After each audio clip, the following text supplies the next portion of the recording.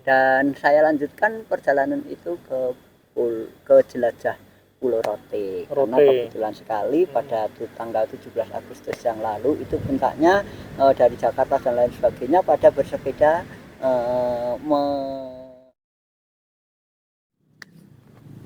Oke, assalamualaikum warahmatullahi wabarakatuh. Kembali lagi bersama channel Tokyo Jawa, dan dalam kesempatan kali ini saya sudah ditemani Mbah Sabar. Mbah Sabar adalah salah satu orang tua yang nakal. Nggak nakal, tapi ini Mbah Sabar ini adalah seorang pensiunan guru, Mbak ya. Beliau walaupun pensiunan, tapi justru malah sangat bersemangat banget sepedaan, terus naik gunung. Dan jangan salah, sepedaannya itu nggak cuma di area sini, tapi sepedaannya itu keliling pulau. Sepedanya berkeliling pulau, dan nggak cuma bersepeda, tapi beliau juga sekalian naik gunung. Jadi setiap naik sepeda ada gunung, wah dinaikin, tektokan turun, jalan lagi, wah itu sangat-sangat luar biasa. Langsung saja kita kenalan sama Mbah Sabar. Monggo Mbah. Perkenalkan, nama saya Sabar. Bertempat tinggal di Pelantungan, Kecamatan Pelantungan, Kabupaten Kendal, bertetangga dengan Kersono maupun Lawang, Kabupaten Batang. Seringkali melakukan kegiatan-kegiatan bersama anggota-anggota KPGB, sehingga kami memang cukup akrab dengan beberapa orang yang aktif di dalamnya. Nah, kali ini saya akan menceritakan perjalanan saya dari awalnya itu hanya mau mendaki gunung-gunung api di Pulau Jawa dan Nusa Tenggara yang bagian dari Ring of Fire Asia Pasifik. Mulai dari Gunung Prau sampai ke Gunung Tamburan. Namun demikian, kemudian untuk pendukung transportasi ke gunung-gunung kami menggunakan sepeda, sehingga kegiatan kami saya rangkai dalam cycling and hiking Pulau Jawa ke Nusa Tenggara. Oh iya, Mbah Sabar juga ada channel YouTube-nya, yaitu Sobaru Official, Mbak ya. Buat teman-teman yang ingin melihat atau ingin mengikuti perjalanan Mbah Sabar, bisa cek di Sobaru Official. Di situ perjalanan Mbah Sabar.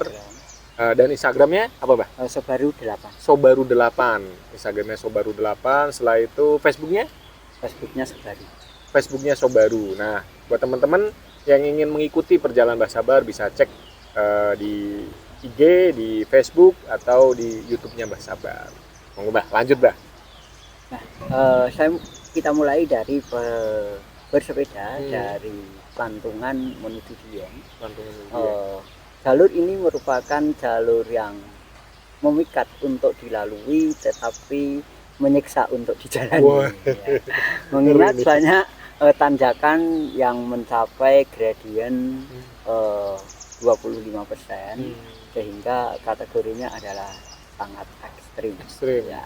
Namun demikian, bagi seorang cyclist itu kita nggak usah merasa gengsi kalau menghadapi tanjakan untuk turun dari sepedanya dan mendorong sepeda, karena kita mengutamakan safety atau keselamatan yang harus diutamakan. Mengingat apabila kita paksakan, bisa jadi kaki kita kuat, namun jantung kita tidak kuat, dan akhirnya kita bisa kolap, bahkan banyak kasus yang sampai meninggal.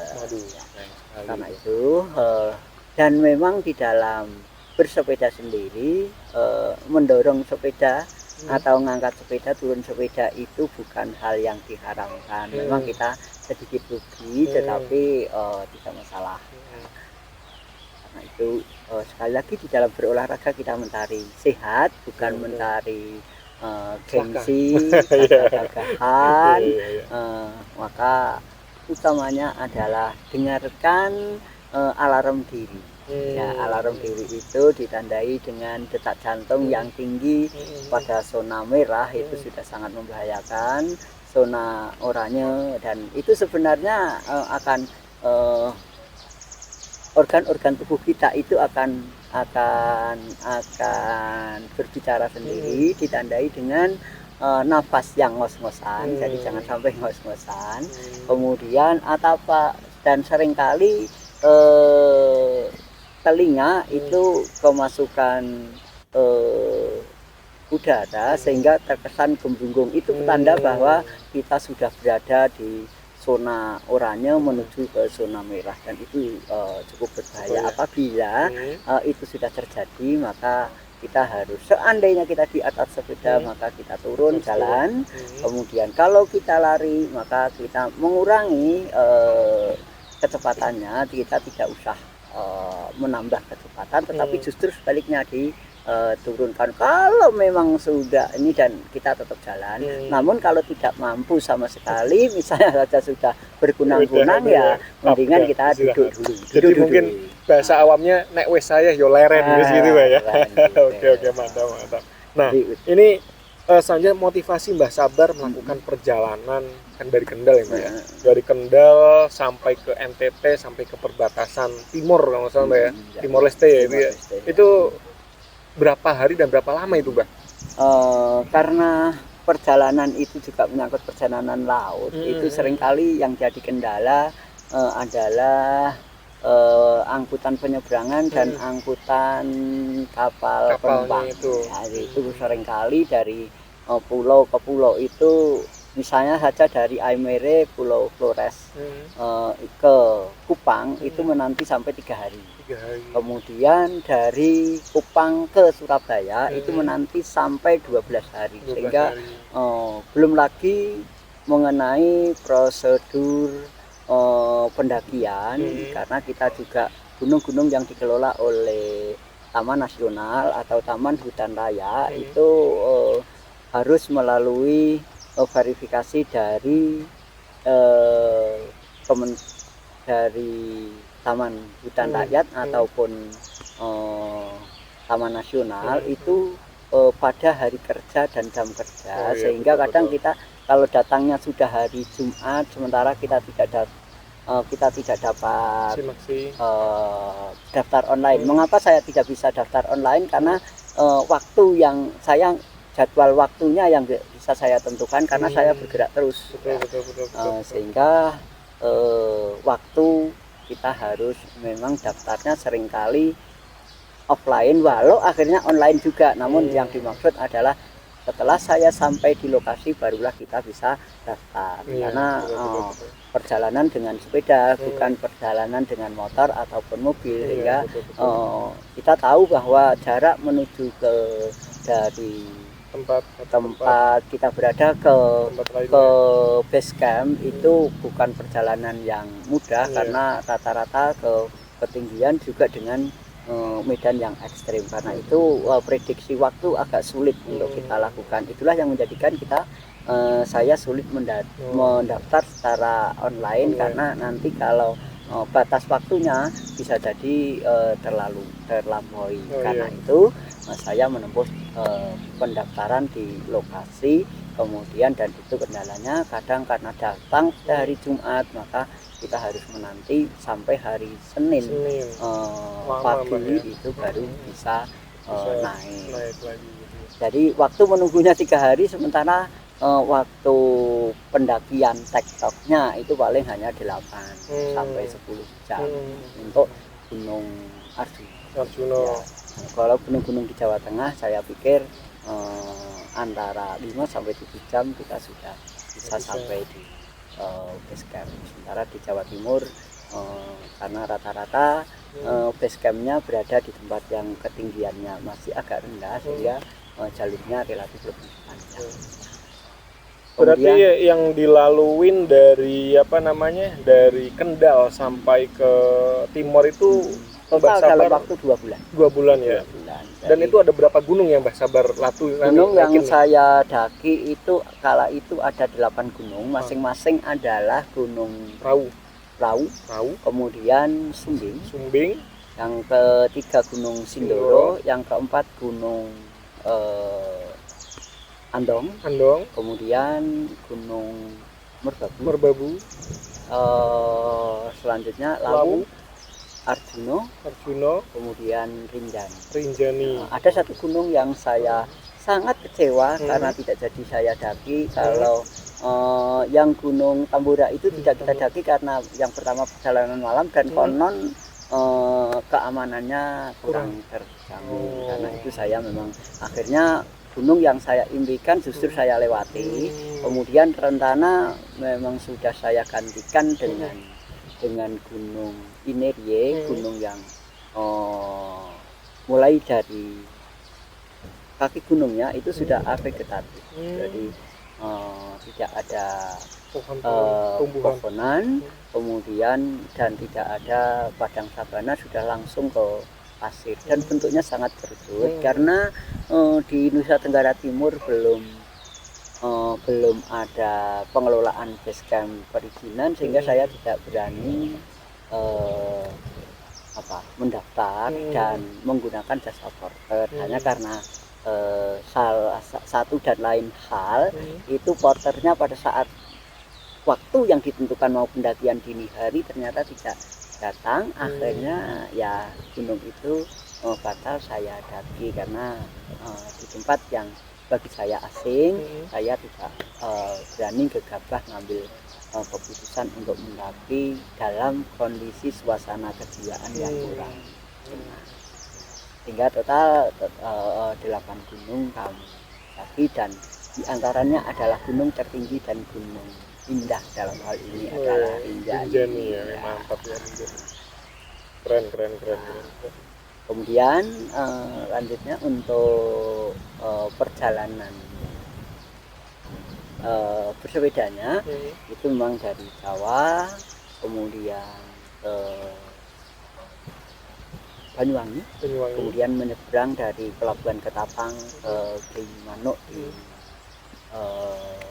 Bali, berikutnya Bali melalui jalur selatan kelihatannya, melalui Jembrana dan sebagainya sampai ke Denpasar dan mengunjungi beberapa tempat. Kemudian dari Bali ke Lombok, dari Padang Bae ke Lembar. Selanjutnya dari Lembar itulah saya menuju lewat jalur utara lagi pantai Senggigi sekitar itu.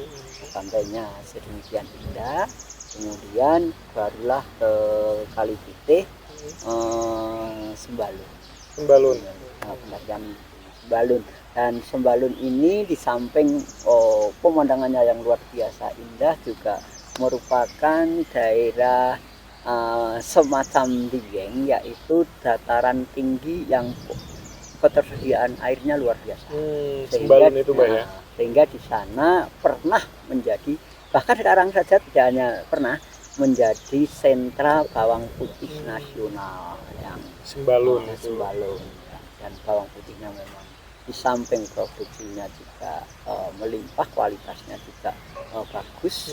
Kemudian bisa berkelebihannya itu bisa bertanam sepanjang tahun karena memang pengairan air permukaan, air kali itu masih mampu mengairi lahan. Walau pada musim yang tanah kering memang nggak bisa, maksud saya tanah kering itu tanah yang hanya mengandalkan irigasi dari air hujan. Itu memang hanya pada satu atau bahkan 2 musim kalau musimnya bagus. Itulah yang menjadikan Sembalun sebagai pusat atau penghasil bawang putih terbesar ya, dan itu menjadi agenda utama dan akhirnya terlaksana. Kemudian karena dari ini dari Lombok kemudian menyeberang ke Sumbawa. Hanya pelabuhannya saya agak lupa, itu menyusuri Sumbawa sampai ke Sumbawa Timur, kemudian menyeberang melalui Pelabuhan Sape ke Labuan Bajo. Labuan Bajo. Labuan Bajo, dan di situ kita mengunjungi tempat-tempat, dan di sini kita menanti lagi sehari lagi hanya untuk menunggu saja, karena kala itu tidak ada pemberangkatan ke objek wisata. Dalam hal ini adalah karena di sana ada paket-paketan, jadi ada yang paket ekonomis itu per orang tiketnya 600 plus 200 berarti 800. Kemudian itu yang ekonomis. Kemudian ada yang pakai kapal cepat itu sudah 1.200.000 sampai 1.500.000. Kemudian ada yang paket pakai kapal pinisi itu pakai 3 harian itu sudah sekitar lumayan Mbak ya. Kemudian mengunjungi diantaranya adalah pantai Pulau Padar, pulau yang kita daki, berbukit kita daki untuk mendapatkan pemandangan, karena ada teluk-teluk yang indah untuk kita saksikan. Dan yang juga sebenarnya berpenghuni pulau itu berpenghuni komodo, karena itu gerak wisatawan cukup dibatasi, mengingat tanahnya cukup ada komodo, bisa jadi khawatir kalau diserang komodo. Ya. Karena itu pergerakannya dibatasi, namun untuk mendapatkan view yang sangat bagus dari atas itu kita harus mendaki dulu melalui baik tangga maupun tangga yang dibuat dari kayu maupun, dan kayu itu sifatnya massal, jadi puluhan orang itu bisa sekali jalan, tidak satu persatu. Kemudian yang lain pun juga terbuat dari tangga batu dan yang memang diusahakan dari tembok. Kemudian ada yang memang batu masih alam. Kemudian dari situ nanti dari Pulau Padar dengan pemandangannya yang asik, mempesona, teluk-teluknya mempesona. Kemudian ke pantai Pink ya, pantai apa? Merah Jambu. Merah Jambu. Pantai Merah Jambu. Jadi memang pasirnya itu merah jambu, akan sangat terlihat sangat cantik lagi kalau lautnya sedang pasang, gitu. Karena pasirnya putih bercampur dengan merah itu jadi pink. Nah, kalau tertutup oleh ini air laut yang bening, maka akan benar-benar pantai itu terlihat benar-benar pink. Sayangnya saya datang ketika surut, sehingga yang nampak pink itu hanya sedikit saja. Kemudian dari Pantai Pink ke Pulau Komodo.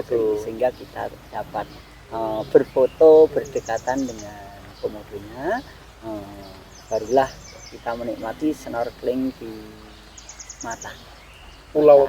Bukan pulau, itu tengah laut, namun lautnya itu dangkal, sehingga kita bisa berenang di sana, bisa hanya sekedar main karena memang tidak dalam. Sayangnya kalau ke sana memang sebaiknya membawa action kamera tersendiri yang sudah dilengkapi dengan housing, dengan waterproof, ya. Sehingga kita dapat menyelam dan mendapatkan pemandangan yang indah ala diving. Iya. Next berarti harus sana lagi, Mbak. Insya Allah. Kemudian barulah explore Pulau Flores. Ya, Flores dikenal dengan yang pertama adalah sawah berbentuk sarang laba-labanya. Kemudian di luar itu ada kampung Wairabu. Wairabu itu ya, Mbak ya. Atau desa Duma kalau nggak salah. Itu merupakan desa yang bangunannya dan tata kehidupan masyarakatnya masih mencerminkan kehidupan ratusan tahun lalu. Hingga bahkan mebelirnya sebagian terbuat dari batu, Mas. Yang bukan batu seperti sekarang dicetak atau memang dibuat dengan mesin, tetapi batu di sana memang batu hanya yang sendiri, lempengan yang sangat luas, kemudian digotong beberapa orang difungsikan itu, sehingga batunya relatif tajam. Betul. Makanya di sana juga dikenal sebagai kampung Megantropus. Ya, itu di Flores. Jadi memang Flores juga sangat layak dikunjungi. Dan saya lanjutkan perjalanan itu ke jelajah Pulau Rote. Karena kebetulan sekali pada tanggal 17 Agustus yang lalu itu puncaknya dari Jakarta dan lain sebagainya pada bersepeda menjelajah Pulau Rote dari timur ke barat. Gitu. Sehingga kami pun sempat ke sana dengan panjang dari Pantai Baru itu 80 km, dari PP 160 km itu di Pulau Rote, sehingga Pulau Rote berhasil saya kelilingi. Barulah dari ini, karena nanti saya sudah memprediksikan bahwa untuk mendapatkan kapal penumpang dari Kupang ke Surabaya itu butuh waktu, maka baru agenda berikutnya menjelajahi Pulau Timur sampai perbatasan Timor Leste. Bahkan kami sempat ke Atapupu, jadi itu sebuah pelabuhan, baik pelabuhan barang, pelabuhan kapal penumpang, pelabuhan ikan, dan pelabuhan penyeberang. Ya, jadi memang kondisi pelabuhan di Nusa Tenggara begitu. Jadi pelabuhannya itu memang cukup banyak, tidak satu pelabuhan, tapi pelabuhannya itu seringkali disendirikan. Dan jarak antara satu pelabuhan satu dengan yang lain itu kadang, khususnya di Kupang, itu berkilo-kilometer. Baik kalau di Atapupu itu tidak terlalu. Yang terbesar kalau di Kupang itu apa tuh, Mbak? Yang Kupang itu pelabuhannya pelabuhan barang. Tapi juga pelabuhan kapal penumpang juga. Ini karena setiap orang yang kapal datang itu kan penumpangnya sudah sekitar 600-an orang satu kapal, ya. Sungguh kesibukan juga cukup tinggi. Memang kalah besar dari pelabuhan di Surabaya maupun pelabuhan di Ujung Pandang. Berarti setelah dari Kupang itu dengan ke Surabaya, Mbak, ya? Ya, dari Kupang, kemudian balik lagi ke Kupang, kemudian menanti sampai belasan hari, barulah kita bisa ke ini melalui pelabuhan Malibu kalau nggak salah, kemudian ke Larantuka, barulah lanjut ke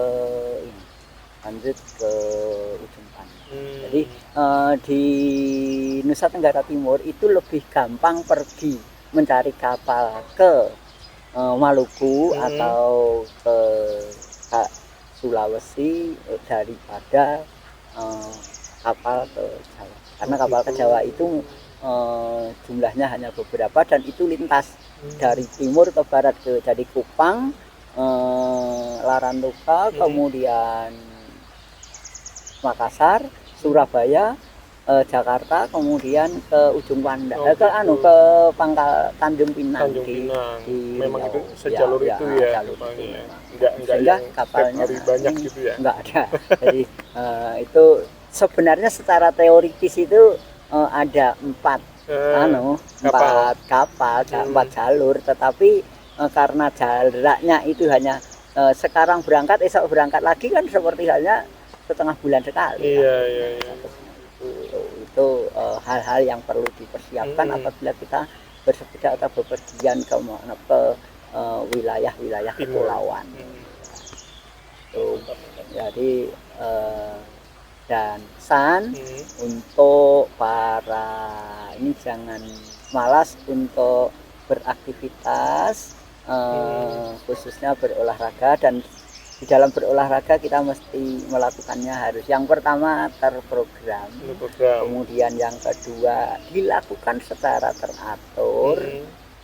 Jangan sekarang berolahraga kemudian seminggu jeda, rentek hati olahraga lagi, ya Ya itu baik, tapi akan lebih baik kalau secara teratur. Misalnya saja sehari ngambil waktu 1 jam, itu Olahraga jauh gitu lebih ya. baik daripada namun hampir setiap hari dilakukan, atau yang terbaik sebenarnya adalah seminggu 3 kali. Seminggu 3 Tetapi kali. kalau mau ala atlet ya bisa setiap Setiap hari. hari latihan, kemudian diberi off 1 hari. Oh iya Mbak, untuk kalau pemula misalkan kita tetap berolahraga, tapi kalau sekedar agenda aja gimana Mbak?